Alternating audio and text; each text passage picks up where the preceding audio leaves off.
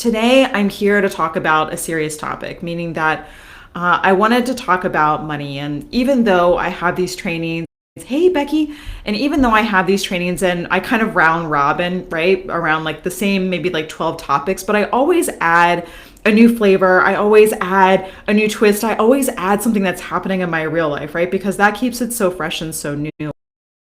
I'm not going to share my screen today, but I did want to talk about our relationship with money and how spiritual that is. And I also recognize, and I have a couple of caveats before I dive into the training, which is that healing is a luxury. And I just want to say that right out the gate. Being able to take a step back and focus on your healing and focusing on ways that you want to change is an absolute luxury. And I remember 16 years ago when I started in this industry, I was so broke, and I had a boyfriend at the time who later became my husband, who's now become my ex-husband, and we were literally just scraping by, and I was in a lot of fight or flight. And I recognize that if you're in that boat, that I want to give you some practical tools for you to work with. And I also recognize that, you know, this is a luxury, and it is a privilege to be able to do this.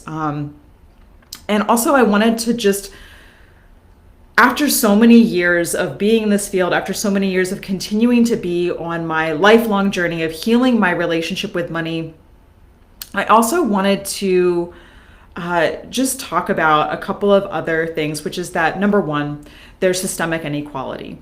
There is so many things in our system and the way that our society is set up that are not giving the same opportunities to everybody. You know, I know that we are in a capitalist society where they say, you know, everybody has the same opportunity for success, and there is systemic inequality in our culture, and that makes it really hard. And so I just want to validate that we're actually are not all on the same playing field, right? Like if you have a supportive home environment, or if you have supportive people in your life, if you have any background in having a family that can support you financially, like that does give you a leg up when it comes to stepping into your wealth identity. Also, I also want to put to rest this idea that you are going to have consistent income one day, right? Like, have you ever thought, there's gonna be this someday where I'm going to have a consistent income and it's gonna be the same every single month? And I'm sorry, but that is a lie. So I don't care if you are in the first couple of years of your career, or if you are double digits in your career, you're in entrepreneurship. And it is very common for your income to rapidly go up and down sometimes. Like, it is not just a 45-degree angle onto your ascension into wealth or into success, whatever that means for you.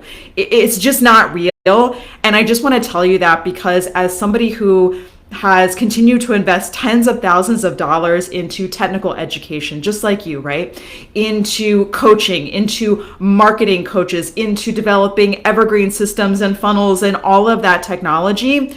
I have studied with 7-figure women entrepreneurs, and over and over and over again, these women who are millionaires, they have these same shit. They have these same months where it nosedives and then they have an ascension. So you are an entrepreneur. Your income is going to do that. That doesn't make you wrong. It doesn't mean that you're bad. It doesn't mean that you're doing it wrong. So I really want to hammer that home to you. And that's what I mean when I say that this is such a spiritual relationship, because when you learn how to hold more money, you're also learning how to hold more responsibility, and you're also learning how to regulate your nervous system around it, right? Because I really believed that when I started to ascend to $20,000 a month, that would fix everything in my life. I fully believed that because of my background in my lineage around poverty and addiction and these ideas that you had to work hard to make money. I thought when I worked less and then I made it to this number that meant that I could relax and I could feel safe, that I would feel safe, and I didn't feel safe. In fact, I still worried and I stayed up at night, and I actually started to feel an immense amount of fear, and it racked my nervous system so much, and it was actually so mind-boggling. And that's why I continue to talk to this talk about this idea in the Facebook group, and I continue to hammer it home on Becoming Light, and I continue to talk to my students about it because it is a lifelong journey. There's never, ever, ever, ever going to be a time where you're like, I am completely healed from money and I have $1,000,000 in my bank account and then that's it. No, it never, ever stops. So I want to really talk to you guys about it today and just have an open, powerful Facebook Live about it, as well as give you some practical tools, right? Because I think that for myself, I can only speak for myself, and maybe you identify as a woman. And as a woman, I felt that fight or flight in my body because I grew up with an idea that money was dangerous for me for some reason, that I wasn't responsible, or that I couldn't claim more money. I couldn't ask for more money because it meant that I was not being nice. And I had a long history of being a people pleaser. I am a recovering Catholic, and you're always taught that like you have to be polite, you have to be soft spoken, and you can't offend people, you can't take up too much space. And that was absolutely how I felt when it came to raising my prices or having conversations with clients around money or raising my prices exponentially beyond $5 or $10, right? And I also want to talk about the idea of feeling triggered, right? Like feeling triggered or saying I don't feel safe is a buzzword that happens a lot. And I think that there's a difference between being triggered or saying that I don't feel safe or just saying I'm uncomfortable, right? Sometimes you're triggered and you're just uncomfortable when it comes to money. And that's not necessarily a bad thing, right? Like if you start to have feelings in your body, even when you're watching this and you're talking about it, or you're thinking about money or your relationship with money, and you start feeling certain sensations in your body and feeling quote unquote triggered, that's not actually a bad thing. That's actually your nervous system is working. Like that's actually a good thing. And when it's activated, that is an opportunity for growth. You are learning how to train yourself to hold more when you activate your nervous system around money. And when you train yourself to hold more, that allows you to hold more success. And success is many things, right? Like pleasure, freedom, purpose, money, visibility. And therefore, more activation in your nervous system does equal a capacity for you to hold more. But most of the time, our nervous system gets activated, it freaks the heck out of us, and then we run away. But then we actually stay small, and then we don't grow in our wealth identity. We don't grow in our freedom. We don't grow in our purpose. We don't grow in the money that we hold, and we don't grow in the visibility or the impact that we hold. And the caveat with that is also, this does not mean that you then go do everything to activate your nervous system all at once, right? Like that's not okay. Like we do want you to still be able to activate your nervous system, but still have a feeling of safety and pleasure within your body, right? And activating your nervous system to hold more wealth could look like these three examples. Number one, it can look like you investing some money in your business or some money in yourself, but you are still reserving some for your core wants and needs. It can look like having stricter boundaries in your business for late cancellations and deposits. It can look like being more visible around it, right? Like having it very clearly articulated in your website, having it very, very clearly articulated in your marketing on Instagram, having it very clearly articulated in your email marketing that you send out to your clients, having it clearly articulated in the follow-up emails that you send to your clients, right? Because if you haven't done that before, that's actually going to activate your nervous system, but it's really, really good, and it will actually help you hold more money. Another example can look like having face-to-face conversations with your clients when they are in with you for a service about your price increase. And that way you are training your nervous system to hold more, to have an intimate conversation with your client, look them face to face and tell them that you are going from, say, $75 for your haircuts to charging $125 plus per hour. And learning how to hold that space and notice the sensations that come up in your body, or maybe your heartbeat quickens. And that's actually a good thing. So those are just three examples of how you can learn how to activate your nervous system today to hold more wealth, no matter where you're at, right? Because one of the most important things that you can do is form this intimate relationship with money. And I think about money and I think about marketing in the same way, right? Like when you are uh, on, like I'm obsessed with my clients. I'm obsessed with all of my clients behind the chair, and I think about them in a relationship. Do you remember what it's like when you are in the early stages of a relationship and you are kind of obsessed with them a little bit? You are watching what they're doing, maybe on social media, or maybe you guys are texting all day, like little jokes, inside moments. You just think everything they do is so cute, right? Like you're in that like glowy, fluffy stage. And I want to have that kind of relationship with money. And I also want to have that kind of relationship with marketing, right? Like I want to have a consistent relationship with my partner, with my romantic partner. And I also want to have a consistent relationship with my money and a consistent relationship with my marketing. I don't want a partner who gives me tons and tons of attention and affection and then leaves me for a month at a time, or leaves me for 3 months at a time and then comes back. Like it starts to really feel activating, right? And this is why consistency is so important when it comes to your relationship with money as well as your relationship to marketing. I'm going to take a breath for a second and drink some coffee. But I remember a coach had told me how we do one thing is how we do everything. And that was kind of a burn. But I loved that because we know that everything is energy. And money is just another form of energy. It holds power, it holds influence. It can flow through you. And I like to think of it as just allowing more you in the world, right? Because sometimes we grow up with these ideas, particularly as healers. I see this a lot in the healing community where we like have this aversion to money, and so we start doing these things like we start bartering a lot instead of charging for our services, or we start doing everything on sliding scale even though we actually know the exact dollar amount that we want to receive for our healing services, and that's actually blocking money, right? And so if you want money, you need to say, hey, I want to charge this much for my healing services, right? And it's not a bad thing to want money. It's not a bad thing to want a lot of money.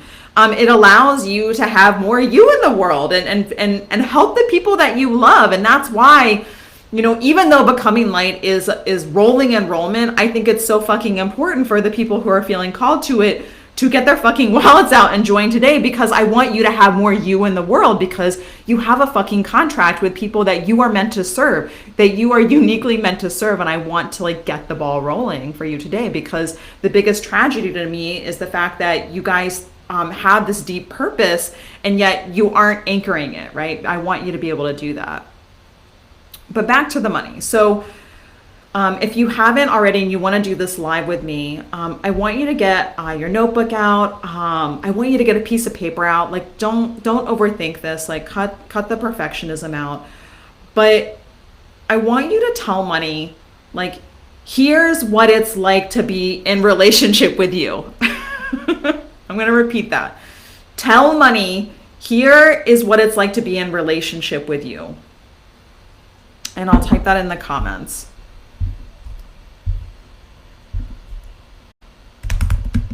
Tell money, here's what it's like to be in relationship with you. It's like a love letter, right?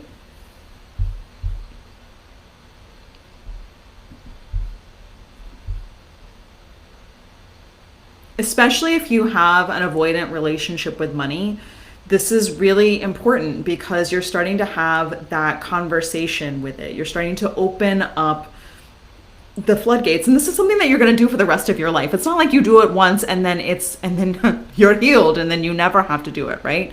The relationship with money changes over time.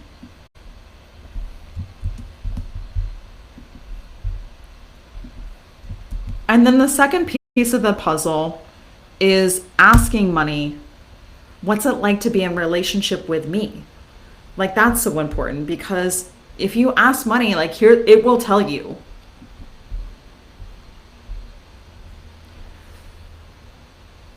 And when you begin to write that down, you may notice that your attachment style in romantic relationships is typically your attachment style with money. That means that you're either anxious, you are avoidant, or you're secure.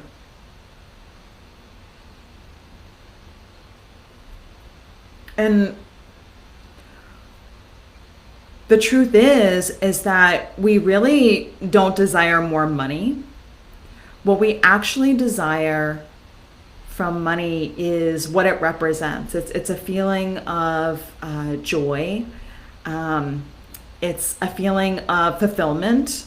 Maybe it's a feeling of like accomplishing a goal, right? Like me having my first $20,000 month was like such a huge milestone, and I'd wanted that for a really long time, and I was scratching my head at how to make that happen. So when I did that, it felt like a huge win. Or having a state of being. For me, it was a huge sense of freedom. Like, oh my gosh, I have this freedom to really create from a space that feels really heart-centered now. Like I'm no longer in the hustle and grind, fight or flight, just scraping by to get my bills paid. And that's why I mean, like, this is a spiritual practice that's cultivated over time and attention. So if you are of the anxious type and you have a hard time holding on to money, then you might want to ask yourself, how do you learn how to care for it, right? So if you're the kind of person where, and I'm going to type this stuff in the comments because that sounds fun, right? So if you have a hard time holding on to money, how can you learn how to care for it? If you are constantly spending money and it's just flowing through you like water, does that mean that you need to spend more time learning how to hold it, right? So that would require you maybe getting a bookkeeper or getting an accountant or having a CPA, for those of you who are still finishing your taxes, right? Learning how to get an investor, how to hold on to savings. Like all of that would be really important. If you are somebody who tends to be an overspender and it flows through you, then learning how to hold money is super duper important, right? But maybe you're on the other side. Maybe you're more anxious. And if you're more anxious and you have a hard time spending money on yourself, meaning you feel this pang of guilt or shame, how can you learn to flow it? How can you learn how to invest in yourself, maybe in small ways at first, like buying yourself flowers or buying yourself a workout session or yoga or a massage, whatever the touch points of joy and personal care. If you are somebody who, as in a partnership, and you have given all of the money responsibility over to your partner, perhaps that means that you actually have a separate bank account that's just for you, where you learn how to anchor in responsibility and independence and self-sufficiency for yourself when it comes to money.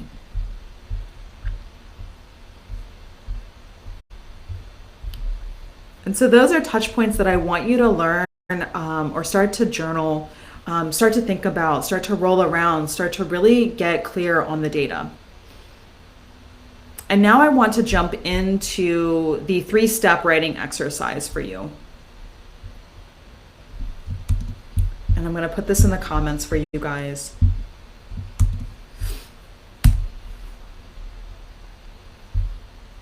And this is something that you're going to do after the live, right? Like I want you to open it all up. Like you have to get to the data, right? Like you want to be very intuitive in your life, and you also need to get to the facts and the data.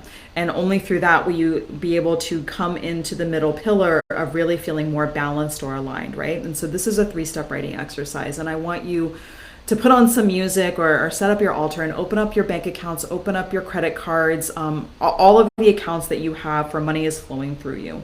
And the first thing I want you to do is I want you to list all of your celebrations over the past month, right? Like we're still in the month of March, so maybe you want to go to February, right?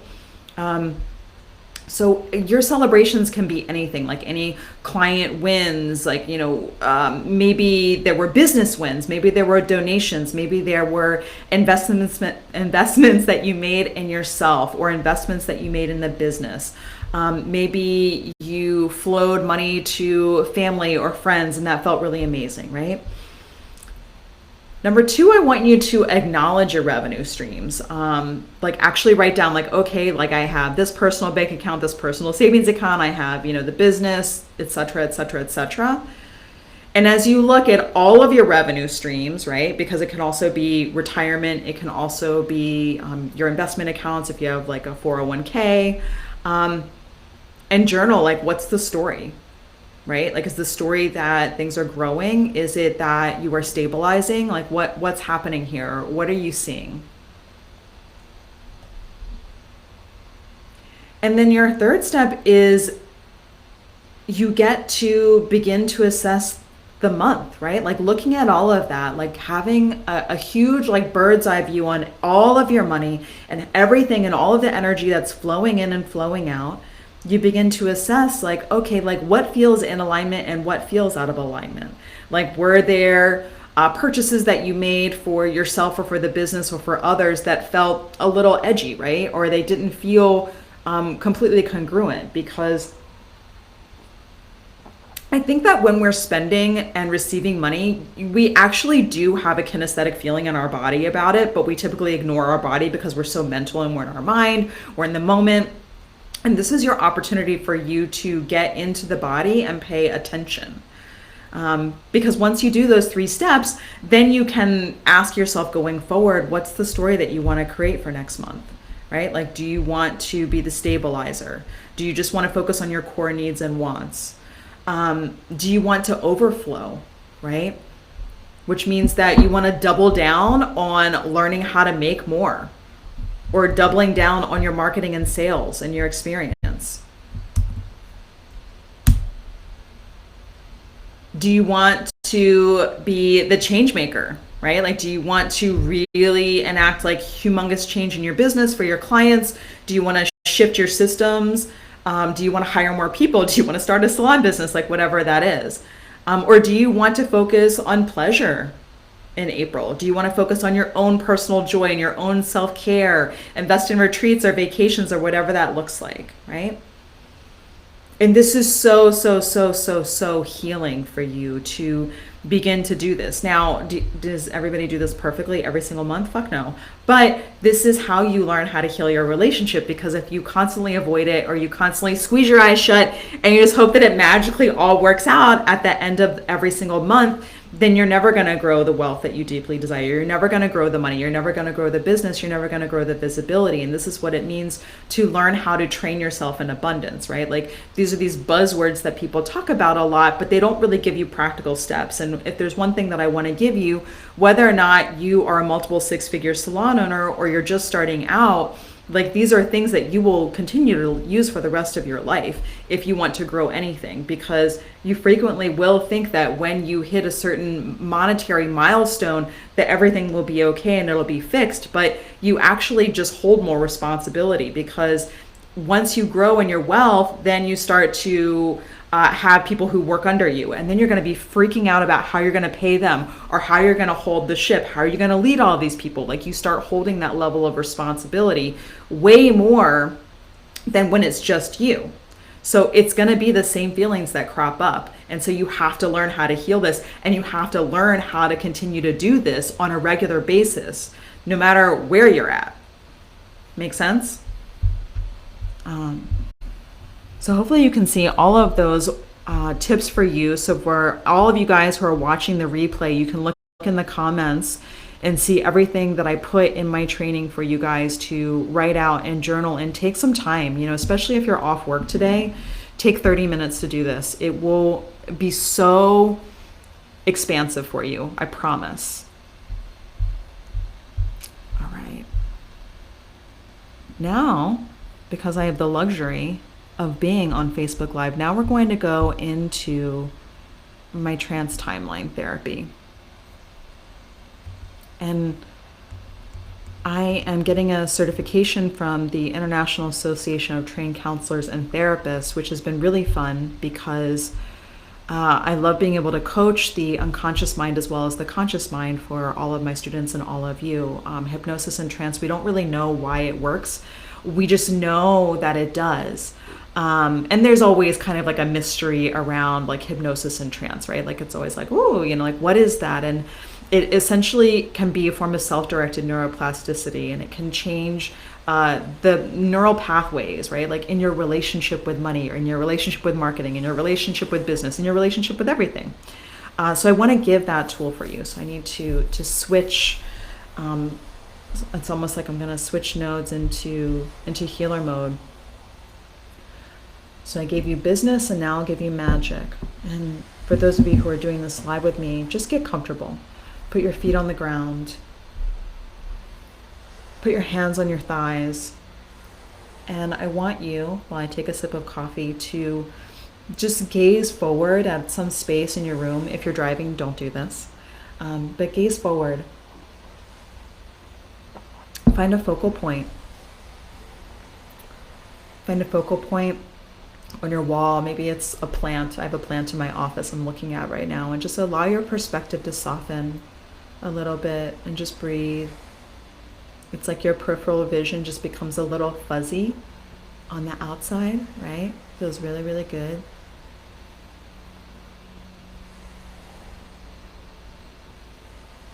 Inhale and exhale twice as long. And close your eyes. And I want you to visualize that you are in the movies and there is a screen before you. If visualization is really hard for you, that's okay. Just imagine it. And I want you to see the number 10 flash across the screen. And a wave of relaxation rolls down through your body, top of the head to the tips of the toes, softening a little bit more. And the number 10 floats away. Open your eyes and close your eyes. You see the number 9 on your movie screen.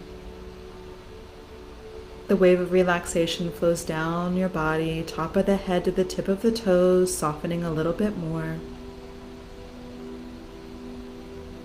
Open your eyes and close your eyes. You see the number 8 flash across the screen. And the wave of relaxation rolls all the way down through your body, allowing you to soften and relax a little bit more. Open your eyes and close your eyes. 7. The wave of relaxation rolls all the way down through your body, top of the head, tip of the toes.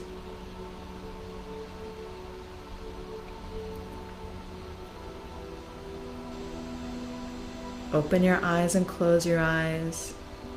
6. The wave of relaxation rolls down through your body, top of the head to the tips of the toes. Open your eyes and close your eyes. 5. The wave of relaxation rolls down your body, melting and softening even more. Open your eyes and close your eyes. 4. The wave of relaxation rolls down through your body, top of the head, tips of the toes. Open your eyes and close your eyes. 3. The wave of relaxation rolls down through your body, melting and softening. Open your eyes and close your eyes. 2. The wave of relaxation goes down, rolls down through the body, top of the head, tips of the toes. Open your eyes and close your eyes. The number 1 flashes across your movie screen. And the wave of relaxation rolls down through your body, tops of the head to the tips of the toes, melting and softening even more than before. And you feel completely relaxed. You are in your most relaxed state.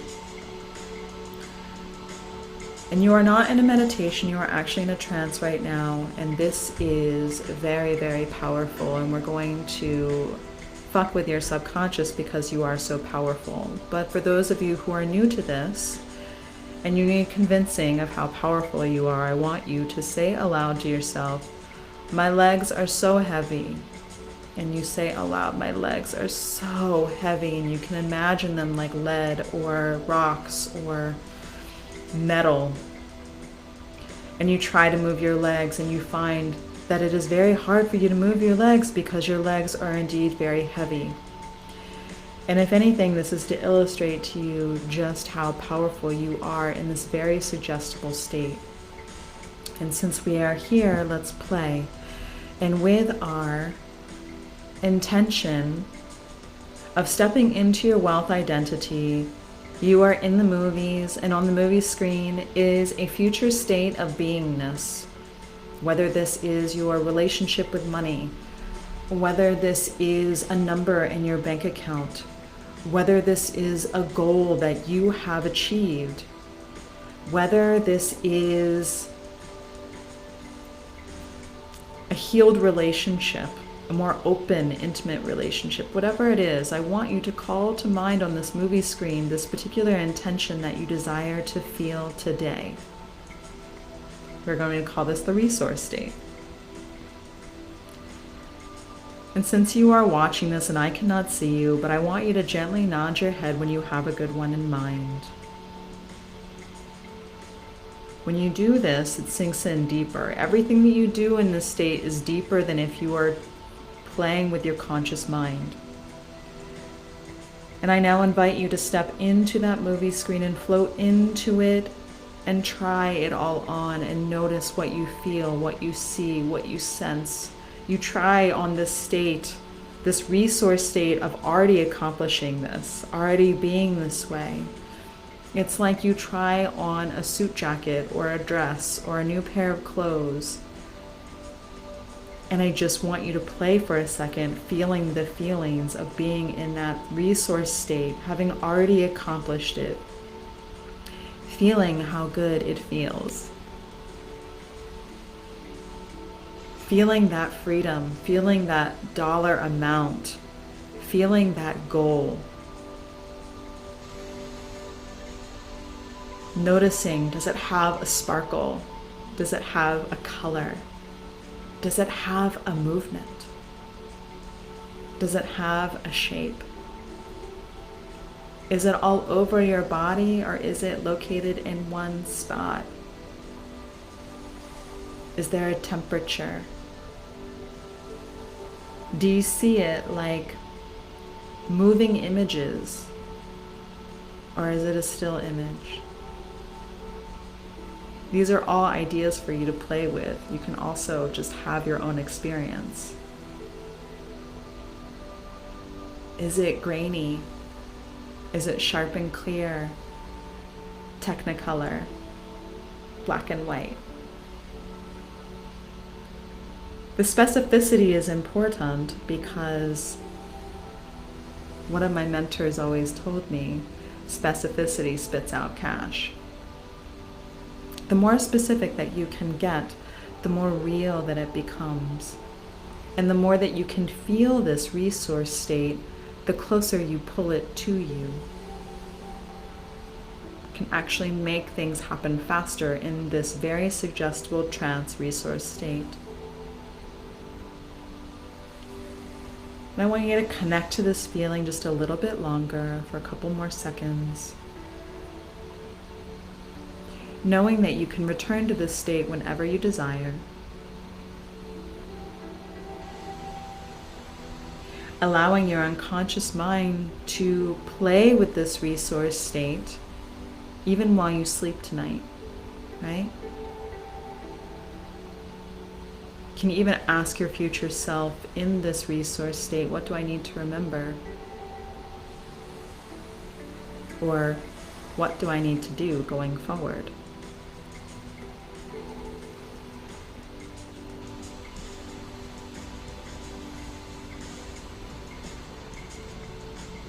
Connect to the feeling, having already accomplished this goal, already being in that state of freedom or purpose or pleasure or overflow. Or perhaps you are the stabilizer, your core needs and wants are met, and how good that feels.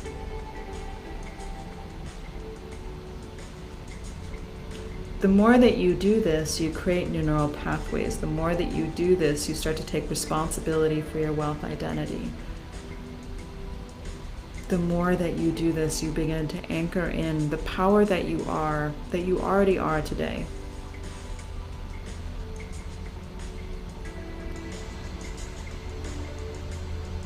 I want you to float out of the movie screen now, float back into your present body, taking everything with you that you already experienced, anchoring it into your physical body today. And you'll find yourself wanting to come back to the here and now because you'll find yourself naturally wanting to stretch. Maybe roll your shoulders, roll your ankles, move your head from side to side. Maybe yawn, breathe, and come back to the here and now.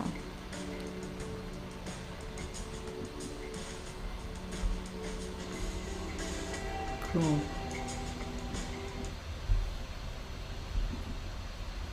All right.